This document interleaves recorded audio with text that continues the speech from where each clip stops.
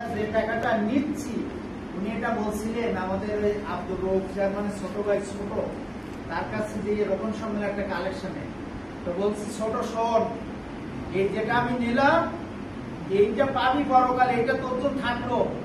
আর এই যা করছি এই মদ গাঁজা খেয়ে এখানে ওখানে খেলা দিয়ে যা করছি এই সব তথ্য নষ্ট হয়ে যাবে। এই যেটা নিলাম এইটাই থাকবে শুধু তোর জন্য।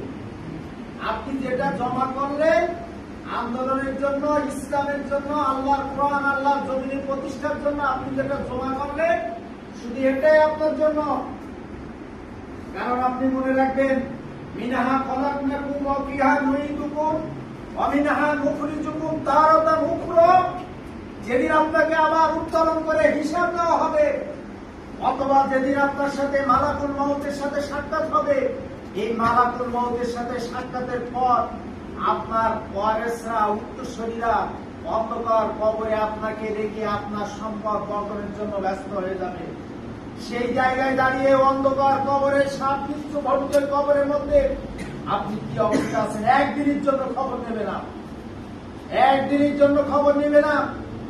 আপনি যে হায়াতের জিন্দেগিতে আল্লাহর গোলামি করতে যে, আল্লাহর হুকুম পালন করতে যে দুনিয়ার অর্থ স্বার্থ লোভ লালসা ভালোবাসা মায়া মমতার কাছে আপনি জিম্মি হয়ে যান, আপনার মৃত্যুর পরে আপনার জন্য দুনিয়ার সব অফিস আদালত বন্ধ হয়ে যাবে।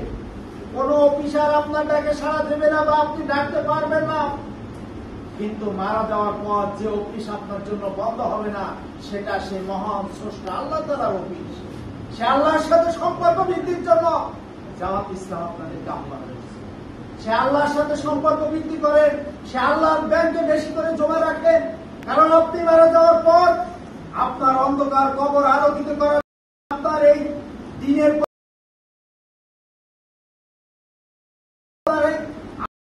আমলগুলো সব বিশ্বহুবির জান্নাত অল বিশ্বহুবির জান্নাত অত্তাহুল্লাহু বাবুল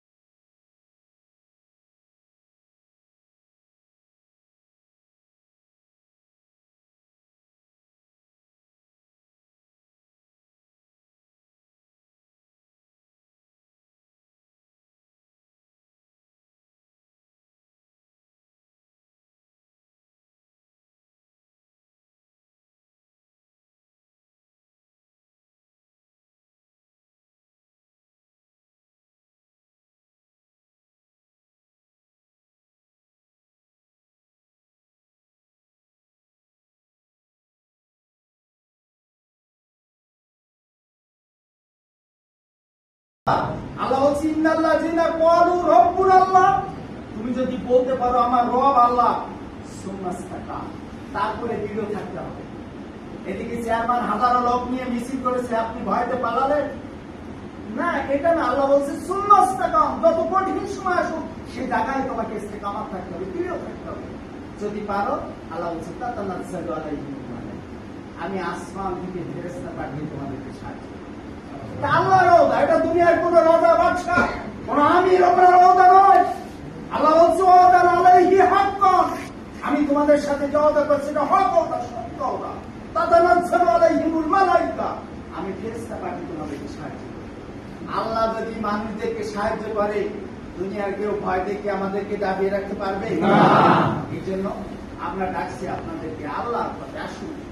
তাতানাজ্জালু আলাইহিমুল মালাইকা, দুনিয়ার প্রায় সব মুফাসসিররা এখানে ব্যাখ্যা করতে যে বলেছেন আল্লাহ তাআলা ফেরেশতা দিয়ে আপনাকে সাহায্য করবে দুনিয়ায় এবং